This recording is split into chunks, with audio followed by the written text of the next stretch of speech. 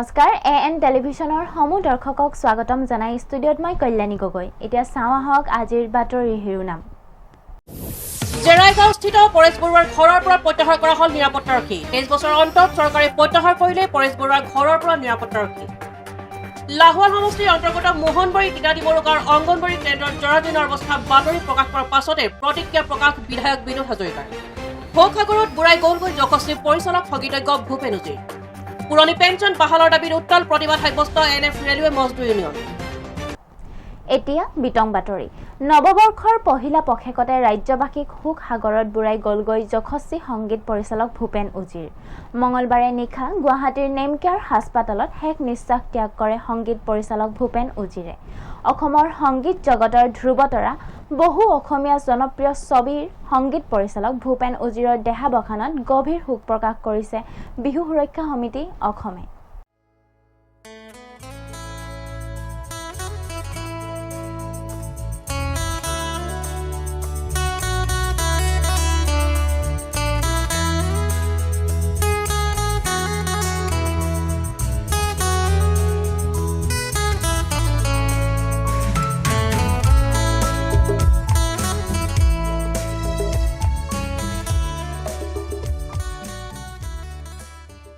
খহি পৰিল অসমীয়া সংগীত জগতৰ এটি নক্ষত্ৰ অসমীয়া সংগীত জগতক ওকা কৰি গ'লগৈ তেওঁ নৱবৰ্ষৰ পহিলা পষেকতে ৰাজ্যবাসীক বুঢ়ালে শোকসাগৰত যশস্বী সংগীত পৰিচালক ভূপেন উজিৰ আৰু নাই মঙলবাৰে নিশা গুৱাহাটীৰ নেমকেয়াৰ হাস্পাতালত শেষ নিশ্বাস ত্যাগ কৰে সংগীত পৰিচালক ভূপেন উজিৰে উল্লেখ্য যে দীৰ্ঘদিন ধৰি অসুস্থ হৈ আছিল শিল্পীগৰাকী ভূপেন উজিৰে 1953 চনৰ 5 এপ্ৰিলত যোৰহাটত জন্মগ্ৰহণ কৰিছিল শিল্পীগৰাকীয়ে যোৰহাটত শৈশৱ পাৰ কৰিছিল ইহ সংসাৰত এৰি গ'ল পত্নী শান্তা উজিৰ আৰু দুই কন্যা প্ৰীতিস্মিতা উজিৰ খানুজা আৰু কীৰ্তিকা উজিৰ শৰ্মাক ভূপেন উজিৰে সুৰ কৰা বা সংগীতেৰে সজোৱা অসমীয়া গীতৰ তালিকা যথেষ্ট দীঘলীয়া সংগীত পৰিচালক সুৰকাৰ গীটাৰবাদক শব্দযন্ত্ৰী গীতিকাৰ বাদ্যযন্ত্ৰী হিচাপে অনন্য আছিল শিল্পী ভূপেন উজিৰ 20খনৰো অধিক ছবি তেওঁ সংগীত পৰিচালনা কৰিছিল জীৱন সুৰভি বহাগৰ দুপৰীয়া প্ৰতিদান জখম উৰ্বশী এই মৰম তোমাৰ বাবে পূজা পিতা পুত্ৰ ভাই ভাই যৌৱনে আমনি কৰে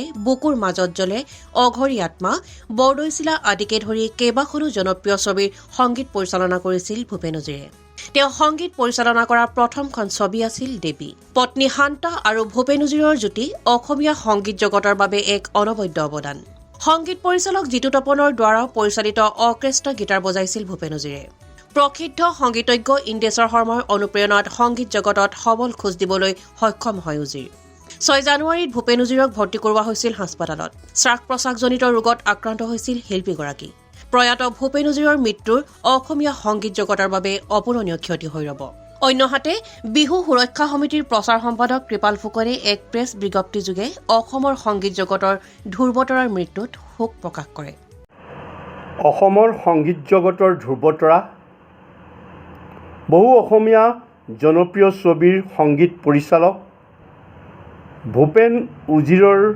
দেহাৱসানত বিহু সুৰক্ষা সমিতি অসমে গভীৰ শোক প্ৰকাশ কৰিছে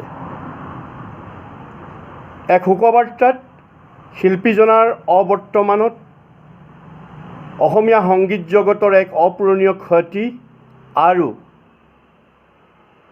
অসমীয়া সংগীতৰ এক বৰ্ণিল অধ্যায়ৰ পৰিসমাপ্তি বুলি অভিহিত কৰাৰ লগতে মৃতকৰ আত্মাৰ চিৰশান্তি কামনা কৰি শোকসন্তপ্ত পৰিয়ালবৰ্গলৈ সমবেদনা জ্ঞাপন কৰে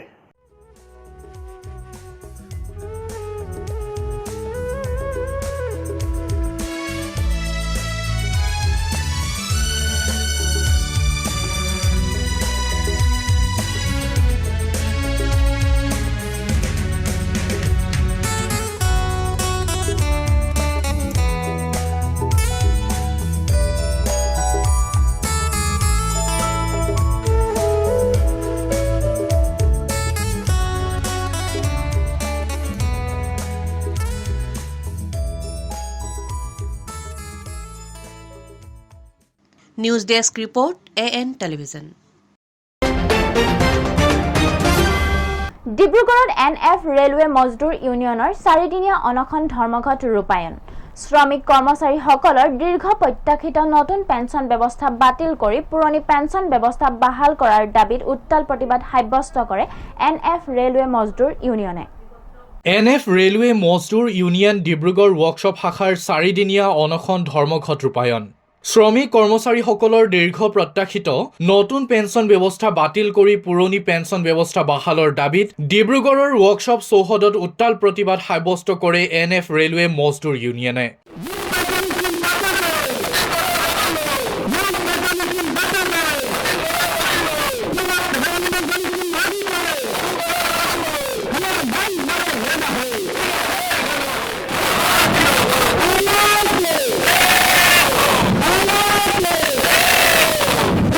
পুৰণি পেঞ্চন ব্যৱস্থা বাহালৰ দাবী মানি লোৱাৰ ক্ষেত্ৰত কেন্দ্ৰ চৰকাৰৰ ভূমিকা অত্যন্ত ৰহস্যজনক আৰু হতাশাজনক বুলি প্ৰতিবাদস্থলীৰ পৰা প্ৰকাশ কৰে ইউনিয়নৰ কৰ্মকৰ্তাই।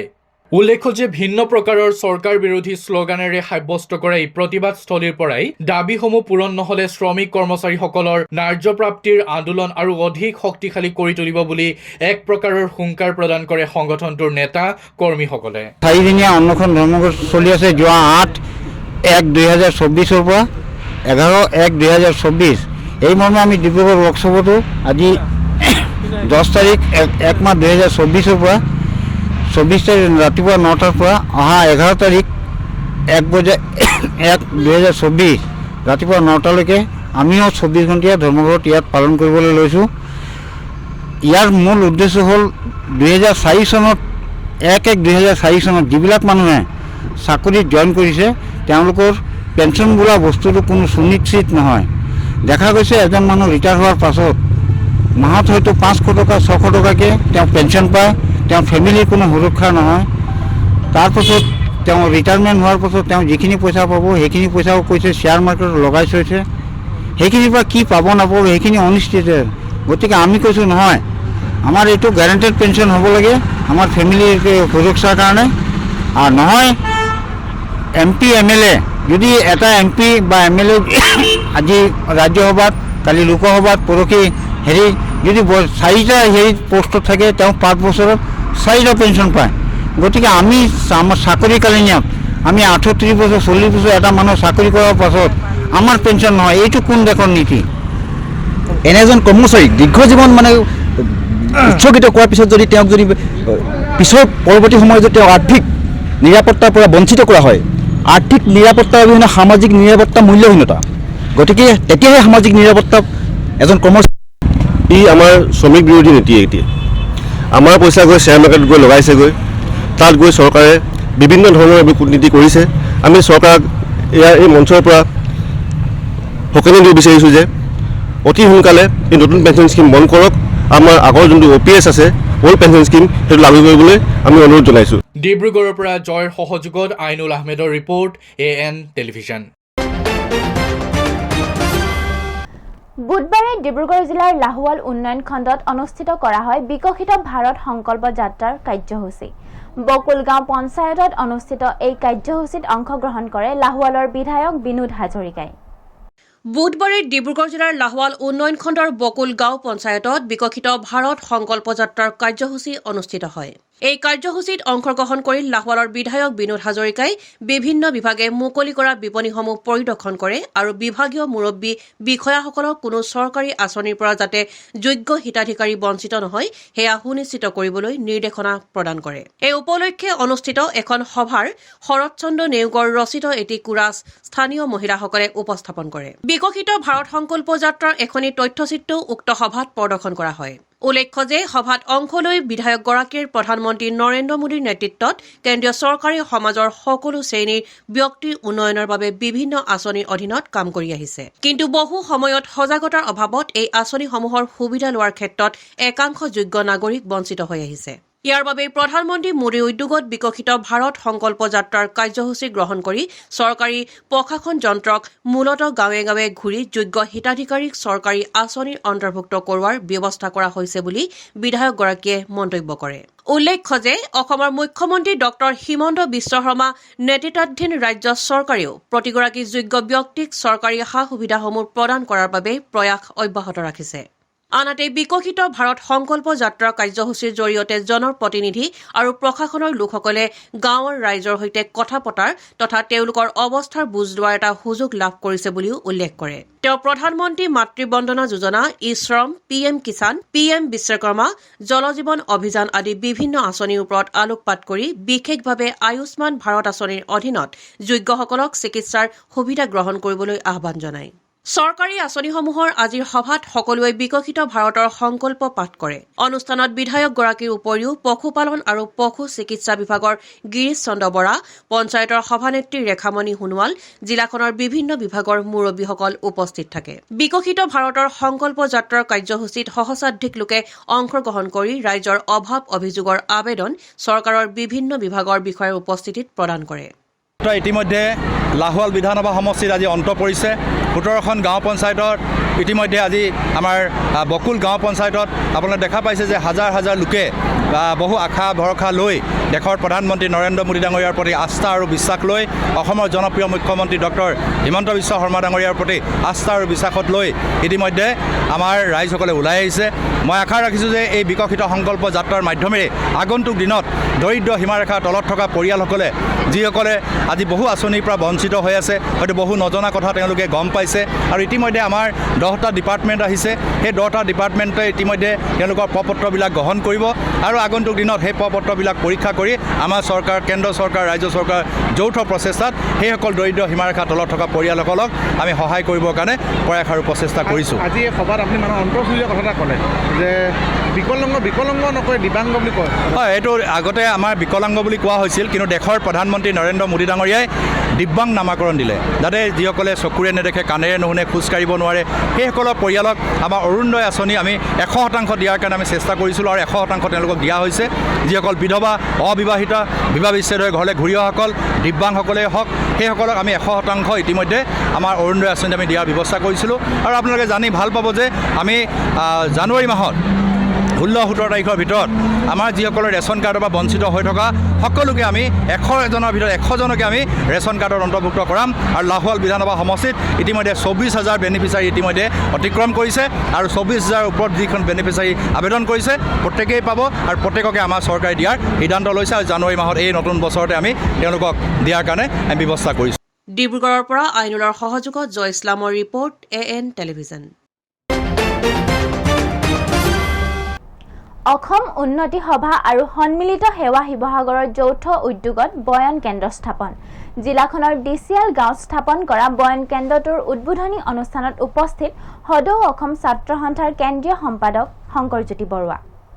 শিৱসাগৰ জিলাৰ ডিচিয়াল গাঁৱত অসম উন্নতি সভা আৰু সন্মিলিত সেৱা শিৱসাগৰৰ যৌথ উদ্যোগত বয়ন কেন্দ্ৰ স্থাপন কৰা হয়। এই উদ্বোধনী অনুষ্ঠানত উপস্থিত থাকে সদৌ অসম ছাত্ৰ সন্থাৰ কেন্দ্ৰীয় সম্পাদক শংকৰজ্যোতি বৰুৱা।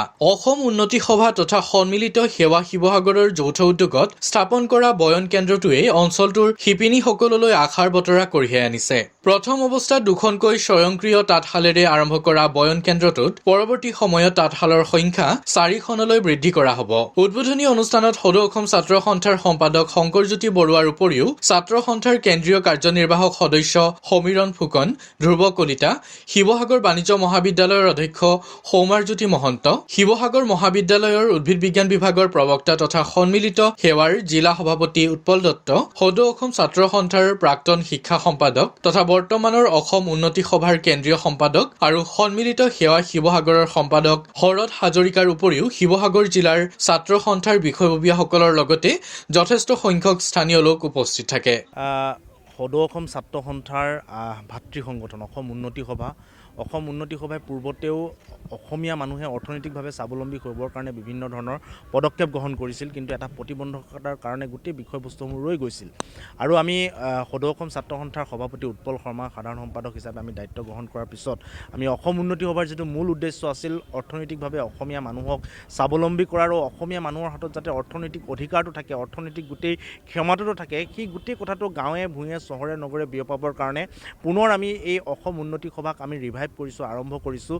আৰু আমাৰ প্ৰাক্তন সাধাৰণ সম্পাদক শৰৎ হাজৰিকাদেৱক প্ৰাক্তন শিক্ষা সম্পাদক শৰৎ হাজৰিকাদেৱক সাধাৰণ সম্পাদকৰ দায়িত্ব প্ৰদান কৰিছোঁ আৰু আমাৰ আছুৰ বিগত কাৰ্যনিৰ্বাহকৰ মুখ্য উপদেষ্টা বৰ্তমান উত্তৰ পূৰ্বাঞ্চল ছাত্ৰ সন্থাৰ মুখ্য উপদেষ্টা সমুজ্জ্বল কুমাৰ ভট্টাচাৰ্যদেৱক সভাপতিৰ দায়িত্ব অৰ্পণ কৰি সমগ্ৰ অসমতে আমি অসম উন্নতি সভাক পুনৰ আৰম্ভ কৰিব বিচাৰিছোঁ আৰু সাধাৰণ সম্পাদক হিচাপে উন্নতি সভাৰ তেখেতৰ এইটো আচলতে এটা সপোন, এই বীজটোক তেখেতে অংকুৰিত কৰিছে এটা বয়ন শিল্পৰ জৰিয়তে।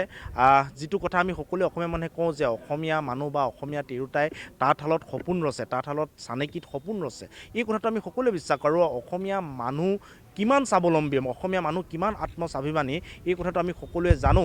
কিন্তু চৰকাৰে বিভিন্ন সময়ত হিতাধিকাৰী সৃষ্টি কৰাৰ নামত অসমীয়া জাতিটোক কৰ্মবিমুখ কৰিবৰ কাৰণে, এলেহুৱা কৰিবৰ কাৰণে বিভিন্ন ধৰণৰ কথা বতৰাবিলাক চিন্তা চৰ্চা কৰি থাকে। তেখেতসকলৰ মূল লক্ষ্য হৈছে অসমীয়া জাতিটো অৰ্থনৈতিকভাৱে টনকিয়াল হ'ব লাগে, সেইটো তেখেতসকলৰ মূল লক্ষ্য নহয়। তেখেতসকলৰ মূল লক্ষ্য হৈছে হিতাধিকাৰী সৃষ্টি কৰি কেনেকৈ জাতিটোক দুৰ্বল কৰি ভোট দিব পৰা এটা জাতিলৈ ৰূপান্তৰিত কৰিব পাৰে আৰু তেখেতসকলে গাদীখন সুৰক্ষিত কৰি ৰাখিব পাৰে, এই কথাটোৰ ওপৰত চিন্তা কৰে। কিন্তু এই গোটেই বিষয়টো যে দীঘলীয়া নহয়, সেই কথাটো আমাৰ উঠি অহা প্ৰজন্ম অসমৰ মানুহে এতিয়া বুজি পাইছে।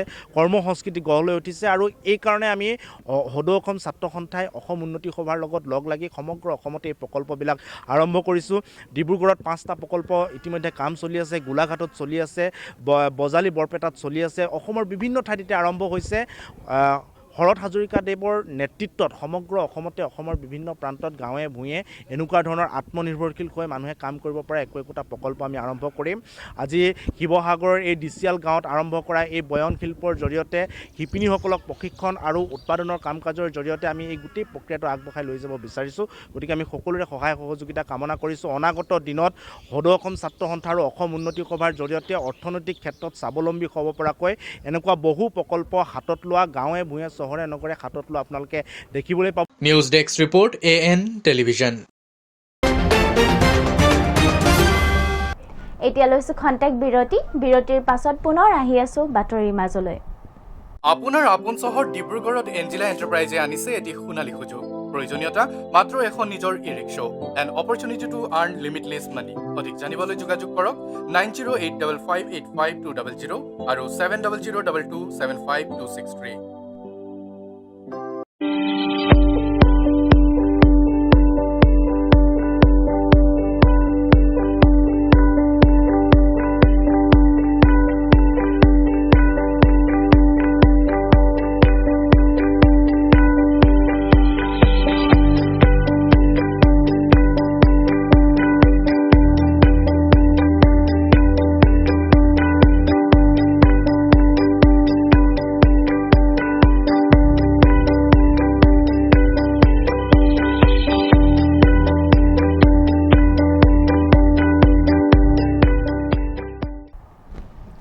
পুনৰ আহিছোঁ বাতৰিৰ মাজলৈ। ডিব্ৰুগড় দাৰুল উলুম চাউলখোৱা মাদ্ৰাছাত আয়োজন দ্বিবাৰ্ষিক জলছাৰ। শান্তি, সম্প্ৰীতি, ভাতৃত্ববোধৰ এনাজৰী টনকিয়াল কৰাৰ উদ্দেশ্যৰে দ্বিতীয়বাৰৰ বাবে আয়োজন কৰা হৈছে এই জলছাৰ। লগতে মাদ্ৰাছাৰ 2 বছৰীয়া পুৰণি পৰিচালনা সমিতি ভংগ কৰি নিৰ্বাচনৰ জৰিয়তে গঠন কৰা হয় নতুন সমিতি। ডিব্ৰুগড় দাৰুল উলুম চাউলখোৱা মাদ্ৰাছাত দ্বিবাৰ্ষিক জলছাৰ আয়োজন। শান্তি, সম্প্ৰীতি, ভাতৃত্ববোধৰ এনাজৰী টনকিয়াল কৰাৰ উদ্দেশ্যৰে দ্বিতীয়বাৰৰ বাবে আয়োজন কৰিছে এই জলছাৰ। মাদ্ৰাছাৰ ছাত্ৰসকলৰ দ্বাৰা পবিত্ৰ কোৰাণ তিলাৱতেৰে আৰম্ভ কৰা এই অনুষ্ঠানত পুৱা 9 বজাৰ পৰা দুপৰীয়া 12 বজালৈ মাদ্ৰাছাৰ ছাত্ৰৰ দ্বাৰা দক্ষতাৰ বছেৰেকীয়া বাৰেৰহণীয়া অনুষ্ঠান অনুষ্ঠিত কৰা হয়। দুপৰীয়া 1:30 বজাৰ পৰা 2 বজালৈ দক্ষতা পৰীক্ষাৰ পুৰস্কাৰ বিতৰণ কৰা হয়। আবেলি 2 বজাৰ পৰা মাদ্ৰাছাৰ 2 বছৰীয়া পুৰণি পৰিচালনা সমিতি ভংগ কৰি নিৰ্বাচনৰ জৰিয়তে নতুন সমিতি গঠন কৰা হয়। নিৰ্বাচনৰ পাছতে সমিতি গঠন প্ৰক্ৰিয়াত আগন্তুক 2 বছৰীয়া কাৰ্যকালৰ বাবে আলহাজ জাৰ্জে শামছক সভাপতি, ৰিয়াজ উদ্দিন আহমেদক সাধাৰণ সম্পাদক হিচাপে নিৰ্বাচিত কৰা হয়। উক্ত জলছা অনুষ্ঠানত অৱসৰপ্ৰাপ্ত শ্বেইখুল হাদিছ জামিয়া ইছলামিয়া জালালিয়া হোজাৰ আলহাজ মৌলানা শ্বেইখ শামছুদ্দিন আমন্ত্ৰিত অতিথি হিচাপে উপস্থিত থকাৰ লগতে মৌলানা মুহিবুল্লাহ ৰহমান উপস্থিত থাকে। যিখন সমিতিয়ে বিগত 2টা বছৰ চলাই আহিছে, তেওঁলোকৰ এই 2টা বছৰৰ অভিজ্ঞতাটো দাঙি ধৰা হয় আৰু সেই অনুপাতে আজিও ঠিক তেনেধৰণৰ এখন সমিতি গঠন হ'ব আৰু সেইখন সমিতি গঠন ৰাইজে পাতিব, ৰাইজে কৰিব। গতিকে ৰাইজৰ ওপৰত আস্থা, ৰাইজৰ ওপৰত বিশ্বাস, ৰাইজে সদায় ভাল বিবেচনা কৰিহে সিদ্ধান্ত লয়। আমি অধিৱেশন এখন আমি এইকাৰণে পাতিছোঁ যে আমাৰ আগন্তুক দিনত 2 বছৰত আমাৰ কাৰ্যকালটো আমি আকৌ নতুনকৈ দিবলৈ আমি ঠিক ঠাক কৰিছোঁ। আৰু তাৰ পাছতে আমি এটা কথা স্পষ্টকৈ আজি ক'ব বিচাৰোঁ, এই মজিয়াৰ পৰাই আমি দাৰুল চাউল খোৱা মাদ্ৰাছাৰ এই মজিয়াৰ পৰাই আমি আপোনাৰ অসমবাসীক দেশবাসীক আমি অনুৰোধ কৰিব বিচাৰোঁ যে আমি জাতি ধৰ্ম নিৰ্বিশেষে আমি সকলোৱে শান্তি সম্প্ৰীতি বজাই ৰাখি আমি যেনেকৈ অনাগত সময়ত আমি কাম কৰি যাব পাৰোঁ, তাৰ কাৰণে আমি আল্লাহৰ ওচৰত আমি দোৱা কৰিম। আৰু অনাগত সময়ত আমাৰ এই যি আমাৰ নতুন সমিতি থাকিব, সেই সমিতিলৈ মোৰ এটাই কথা স্পষ্টকৈ কওঁ যে আমাৰ অসম আৰু অসমীয়া জাতিৰ স্বাৰ্থত আমি যিহেতু আমি কাম কৰি যাব পাৰোঁ, সেয়ে আমি আহ্বান জনালোঁ। ডিব্ৰুগড়ৰ পৰা জয়ৰ সহযোগত আইনুল আহমেদৰ ৰিপৰ্ট, AN টেলিভিজন।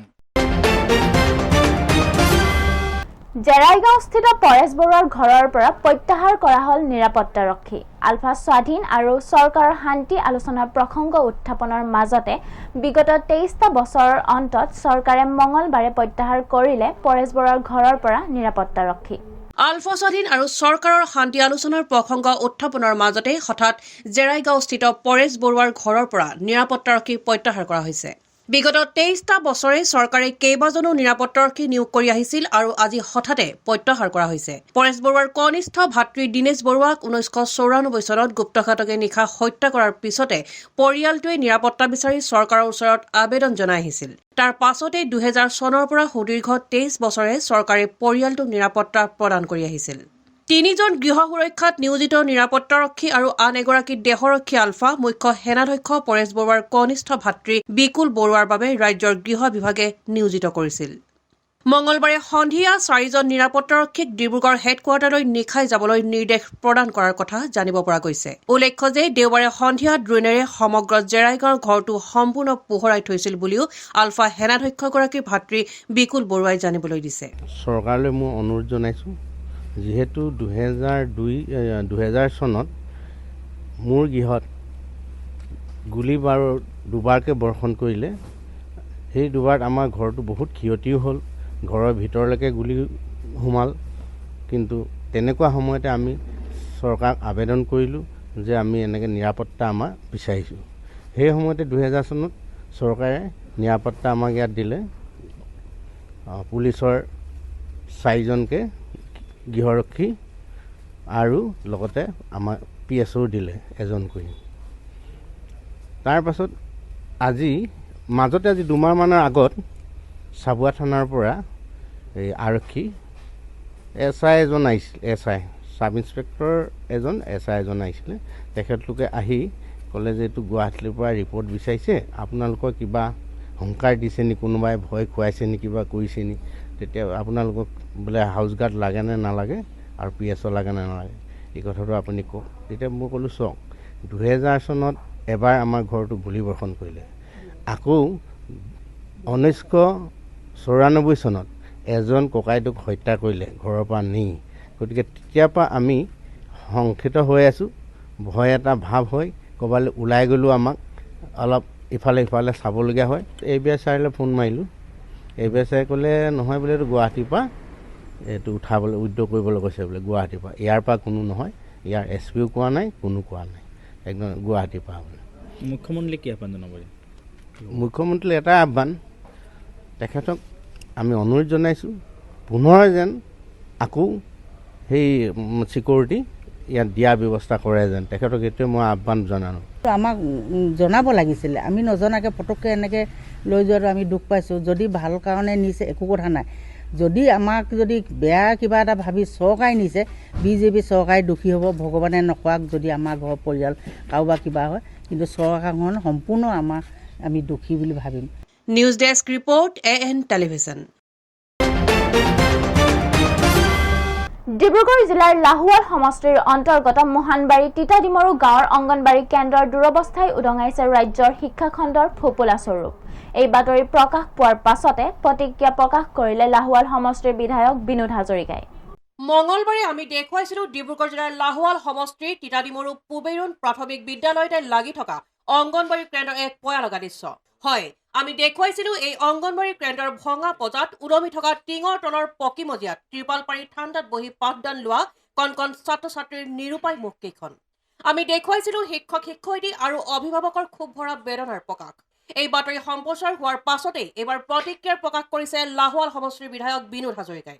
তেওঁ কয় যে পূৰ্বতে তেওঁ 25 লক্ষ টকাৰ অনুমোদন উক্ত অংগনবাড়ী কেন্দ্ৰখনলৈ আগবঢ়াইছিল, কিন্তু মাটি কম হোৱাৰ কাৰণে উক্ত অনুদানখিনি আন এখন বিদ্যালয়লৈ স্থানান্তৰ কৰিব লগা হ'ল। লগতে তেওঁ কয় যে অংগনবাড়ী কেন্দ্ৰখন কি কাৰণত উন্নত কৰিব পৰা নহ'ল এই সন্দৰ্ভত বিস্তাৰিত ৰূপত জনালে বিধায়কগৰাকীয়ে। চেনেলৰ সকলে আপোনালোকৰ দুখ নাই, যিহেতু এখন অংগনবাড়ী চেণ্টাৰৰ কাৰণে আপোনালোকে এটা নিউজ কৰা হৈছিল, হয়তো আপোনালোকক কোনোবাই মাতিছিল, কিন্তু দুৰ্ভাগ্যৰ কথা যে মই 25 লক্ষ টকা সেইখন অংগনবাড়ী চেণ্টাৰলৈ আগবঢ়াইছিলোঁ, কিন্তু মাটি কম হোৱাৰ কাৰণে সেই টকাটো আমি আকৌ বেলেগ এখন স্কুললৈ আমি স্থানান্তৰ কৰিব লগা হ'ল। সেইকাৰণে আমি চৰকাৰে দিবলৈ প্ৰস্তুত, কিন্তু সেই সময়ত সেই জেগাত আমি মাটিৰ NOC নাপালোঁ। আমি বহুবাৰ ৰৈ দিছিলোঁ, তাৰ পৰা আকৌ এখন চেঞ্জ কৰি পেলাই আমাৰ গাৰ্জেন মিনিষ্টাৰৰ পৰা আমি ছিগনেচাৰ কৰাই আনি পেলাই আকৌ এখন বেলেগ এটা স্থানত আমি দিব লগা হ'ল। তো এইটো দুৰ্ভাগ্যৰ কথা। সেইকাৰণে মই অংগনবাড়ী চেণ্টাৰৰ যিসকল কৰ্মী সহায়িকা আছে, স্থানীয় সজাগ সচেতন লোক আছে, তেওঁলোকে যাতে মাটিডোখৰ তেনেকৈ আমাক পৰিষ্কাৰ কৰি দিয়ে, NOC দিয়ে, কাৰণ চৰকাৰী এটা অনুদান পাবলৈ হ'লে ন অবজেকশ্যন চাৰ্টিফিকেট আমাৰ প্ৰয়োজন হয়। সেইকাৰণে সেই ব্যৱস্থাখিনি যি স্থানীয় সজাগ সচেতন লোকসকলে অংগনবাড়ীসকলৰ কৰ্মী সহায়কসকলে দিলে নিশ্চিতভাৱে কণ উঠি অহা মইনাসকলৰ ভৱিষ্যতৰ প্ৰতি লক্ষ্য ৰাখি আমাৰ চৰকাৰে নিদা RIDF বিভিন্ন শিতানত আমি এই অংগনবাড়ী মডেল স্কুলবিলাক আমি কাম আৰম্ভ কৰি আছোঁ আৰু আমাৰ চৰকাৰে কৰি যাব। আৰু সেইকাৰণে যদি তেনেকুৱা কি থাকে আপোনালোকৰ মাধ্যমেৰে মই দৃষ্টিগোচৰ কৰিব বিচাৰিছোঁ যে আপোনালোকেও সেইখিনি ক্ষেত্ৰত আমাৰ ইলেক্ট্ৰনিক মিডিয়াই যাতে সহযোগিতা আগবঢ়ায় তাৰে কামনা কৰিছোঁ। আইনুলৰ সহযোগত জয় ইছলামৰ ৰিপৰ্ট AN টেলিভিজন। আজিৰ শেষৰটো বাতৰি। আন্তঃৰাষ্ট্ৰীয় মুকলি কাৰাটে প্ৰতিযোগিতাত ভাৰতৰ হৈ যোগদান কৰি অসমৰ লগতে মাৰ্ঘেৰিটালৈ সুনাম কঢ়িয়াই আনিলে ৰজি থাপাই। তিনিচুকীয়া জিলাৰ লেখাপানীৰ নিবাসী পৰশুৰাম থাপাৰ 7ম শ্ৰেণীত অধ্যয়নৰত একমাত্ৰ কন্যা ৰজি থাপাই লাভ কৰিলে চুবুৰীয়া ৰাষ্ট্ৰ নেপালত খেলিবলৈ সুবিধা। তিনিচুকীয়া জিলাৰ লেখাপানীৰ নিবাসী পৰশুৰাম থাপাৰ একমাত্ৰ কন্যা 7ম শ্ৰেণীত অধ্যয়নৰত ৰজি থাপাই IFK India and Kyokushin Kaikan karate organisation Assam নামৰ সন্থাটোৱে যোৱা 6 আৰু 7 জানুৱাৰীত গুৱাহাটীত অনুষ্ঠিত কৰা দ্বিতীয় আন্তঃৰাষ্ট্ৰীয় মুকলি কণ্টেক কাৰাটে প্ৰতিযোগিতাত ভাৰতৰ হৈ প্ৰতিনিধিত্ব কৰি 4ৰ্থ স্থান লাভ কৰি মাৰ্ঘেৰিটালৈ গৌৰৱ কঢ়িয়াই আনে। মাৰ্ঘেৰিটা মহকুমাৰ লেখাপানীস্থিত নিজা বাসভৱনত ৰজি থাপাই সাংবাদিকৰ সৈতে হোৱা আলোচনাত কয়, সৰুৰে তেওঁৰ সমৰ কলা বিদ্যা শিক্ষাৰ হেঁপাহ আছিল আৰু তেওঁৰ পিতৃ পৰশুৰাম থাপা আছিল প্ৰাক্তন সেনা জোৱান আৰু কাৰাটেত ব্লেক বেল্ট খেলুৱৈ। দেউতাকৰ পৰাই ৰজিয়ে খেলত প্ৰেৰণা পাইছিল। ৰজি থাপাই জানিবলৈ দিয়া অনুসৰি আন্তঃৰাষ্ট্ৰীয় কাৰাটে খেলুৱৈ বিক্ৰম ডাঙৰ পৰা তেওঁ প্ৰশিক্ষণ লৈ আছে আৰু তেওঁ ত্ৰিপুৰাত অনুষ্ঠিত হৈ যোৱা কাৰাটে প্ৰতিযোগিতাত প্ৰথমবাৰৰ বাবে অংশগ্ৰহণ কৰি সোণৰ পদক পাবলৈ সক্ষম হৈছিল। ভাৰতৰ চুবুৰীয়া ৰাষ্ট্ৰ নেপালত কাৰাটে প্ৰতিযোগিতাত যোগদান কৰিবলৈ তেওঁ সুবিধা লাভ কৰিছে। News desk report AN television. আজিৰ বাতৰি ইমানেই। AN টেলিভিছনৰ ষ্টুডিঅ'ৰ পৰা মই কল্যাণী গগৈ ইমানতে বিদায় লৈছোঁ। নমস্কাৰ।